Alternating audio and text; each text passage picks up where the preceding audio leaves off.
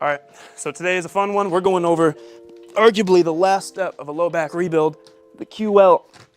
And so let's first break down what I'm gonna go through with this video. I'm starting to be a sniper about my videos and follow a format because I realize I'm a ranter and my passion exceeds the conciseness of the message. So we're just gonna go through it.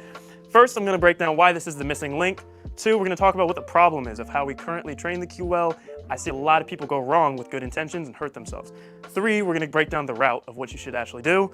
And four, I'm gonna give you my, as always, hopeful, heartfelt message just because this is my channel, I do what I want. So you guys are gonna hear some love from me. So first, let's go to the missing link, the QL. Let's talk about what it is. It's a muscle that directly connects your hip to your spine. It is very much responsible for lateral pulling on the spine. You see an anatomy picture of it. It doesn't just go in one muscle attachment to the spine, it actually has four. And so it goes from the iliac crest and then it attaches to different bony parts of the spine. So from the L5-S1 to the L4-L5, L3-L4, it pulls laterally on the spine, and that is an obvious thing we need to balance out left to right. Okay, so let's talk about how it deviates. Could you pass me that right there? Oh my God, thank you so much. Okay. So when I was 17, I wanted to be a pro soccer player, and I started playing when I was 14, so super delusional. But I was practicing every single day, free kicks, thousands on my right leg, swinging my whole leg through, and then maybe, on a great day, 1/10 of the reps on my left side. So I'm getting thousands of swings from my trunk and hips and core and back, swinging through in this direction, and then 1/10 of the reps there. If I did thousands of bicep curls one year on the right, and then hundreds on the left, you would expect a discrepancy you could see. But these tiny biceps on my arms you could see, but you can't see my QL, it's hidden. So I couldn't really see the math equation I was putting against myself. So that's one way it can deviate through sport. Any amount of golf, baseball swing, one direction, you could expect when you reach one side up on a max reach versus the other, you would expect a few inches difference left to right. So you could test that on your own. That's just one aspect of how it deviates. Second, I had a disc herniation in 2019, and the thing about disc herniations, every time you re-injure it, you become more and more avoidant when you just walk, sit, and exist. So after every re-injury I would have, I would start to sit in a chair a little bit more weird and awkward. So instead of being perfectly symmetrical, feeling fine, I would start to bias one cheek in front of the other, and I'd start to turn. And then even more, and even more. Through 2 years of re-injury, I became pretty contorted to where I developed a lateral hip shift. And if you see a picture of what that is, that's when one hip, one side of the pelvis is up inches higher than the other. And so that makes it, imagine, you're that deviated up here in the hips, and I was still trying to squat. Imagine what my squat looked like. Every movement we start to do starts to be off. And one of the biggest muscular things that we can do about it is the QL. So it can deviate from injury, it can deviate from sports. The last thing I want to say on this, why it's the missing link, is it's the last step for building the low back. And I think this segues into part two, which is the problem with current QL training, is we may not really treat it like the last step. I know people who were clients that I trained, I did it myself. I didn't have the ability to conceptualize back qualities in order of easy, beginner, moderate, advanced. And so the very first basic thing, if you see it in PT, usually they take you from neutral to extension, right? And then you're rebuilding your stabilization and all this other stuff too. That's great. The further steps from that, I've done many videos on it. I like to go for strength from extension, hold, build up to 2 minutes, and then start to regain modest flexion. Right? So we know that extension is usually easier after an injury than flexion. But even here, if you're trying to start training a side bend here, but you can't even do a back extension yet, forward folding, forward bending, you're going way out of order on a tissue level. So just to quickly understand, when you're doing any amount of flexion in the spine, if you go forward, you're using both sides of the musculature, the spine centrally, you're getting the most support from your back to go forward. When you do lateral flexion, it's not just the QL that's getting stretched under load. You're still basically training flexion just with one side of the spine. So you're trying to do something that you can't yet handle two sides at a time, and you're trying to do it proportionally way more load one side at a time. Training the spinal erector, just training the small muscles, the multifidus, QL obviously. So we need to make sure we're going in order. So that's the problem that we get at. We need to train flexion, master that before lateral flexion. I have videos on that and I'll go into here.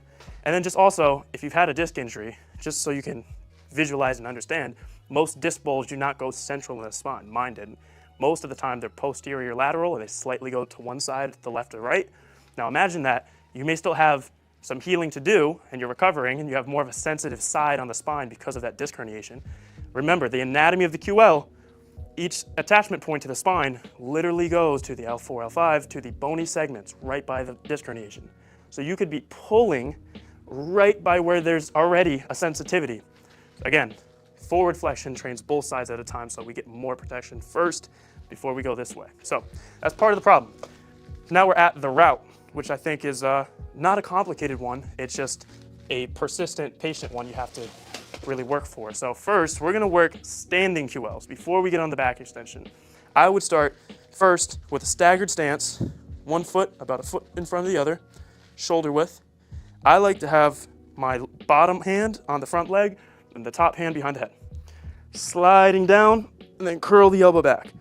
This is gentle enough that you're basically just getting tension and a slight pull, but you don't need to even start with weight if we're not yet ready with our back extension forward reps. So first, getting to 20 reps body weight. Very gentle, working through it first set.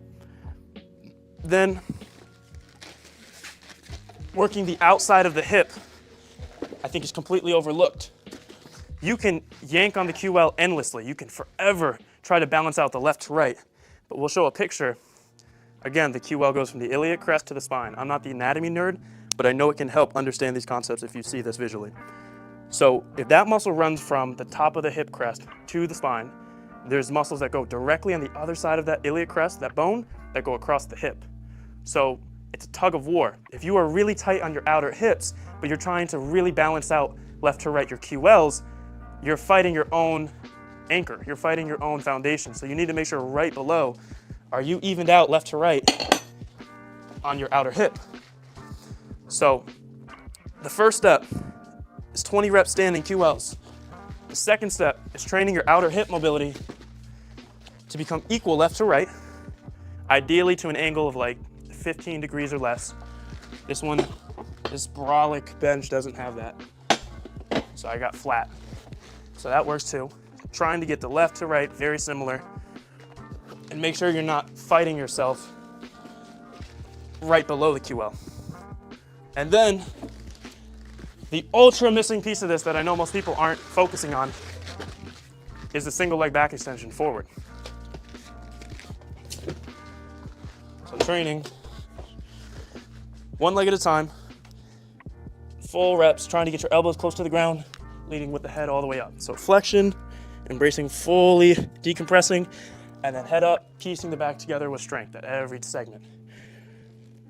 So the goal is 20 reps. That's the standard for one leg on each.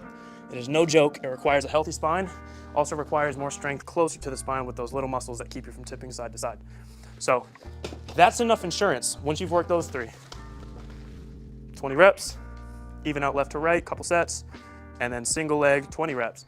That, if you can do that with easy recovery 2 times a week and you're not having any issues, then you have the A-OK with your body to start training the QL extension off of the back extension. And this is where you'll really start to become exposed to the difference left to right that you may have. I still have a little bit of one. On this side, I can just about, can just touch.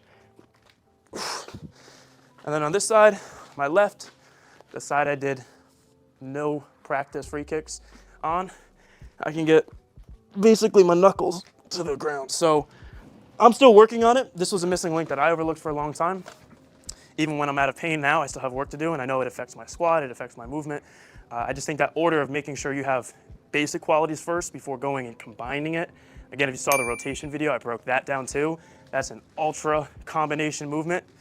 It's gonna make a huge difference on the outcome of training this. So yeah, training up to this, if you can get 10 reps, even body weight. If someone who's had a bad back, this isn't standards for weightlifters, this is for you to get out of pain. Even 10 reps on each side with a full recovery, next day, no pain, that's huge. I've seen this exercise more than any in my online program cause people flare-ups. So if you can tolerate 10 reps, full range, both sides, you have a healthy back. You're doing pretty good. So that is the route, which brings us to my favorite part of the video, my opinions. So if you got everything you need, you click out. This is the hope section. I just want to make sure my intentions came through in the video. If I spoke slightly incorrectly on anything, if I broke down any anatomy wrong, my honest hope with this was just to give some order and clarity. And my sources really is that I'm someone who was stuck. And full transparency, I was an exercise science student for 3.5 semesters, and I dropped out the year before graduating. And I was pretty much done with the fitness industry. I was not really seeing how. I tried my hand at the academia. I went to sports medicine conferences. I didn't really feel welcomed. I was still super injured. I was an exercise science student going to these conferences and looking at studies and helping perform some on injuries that I still had. I was super injured and couldn't even fix myself.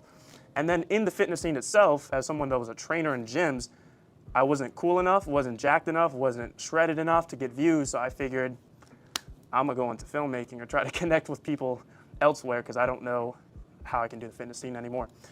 So, complete tangent, but the point of it is I kind of fell back into this role through my adversity with injuries, and I'm grateful for it. And so when I speak about my hunches with this stuff, the training philosophies and principles, I didn't create almost any of them, really. I'm just trying to organize as someone who was freshly out of back pain, because there was no low back guy. If there was one, I would have known them.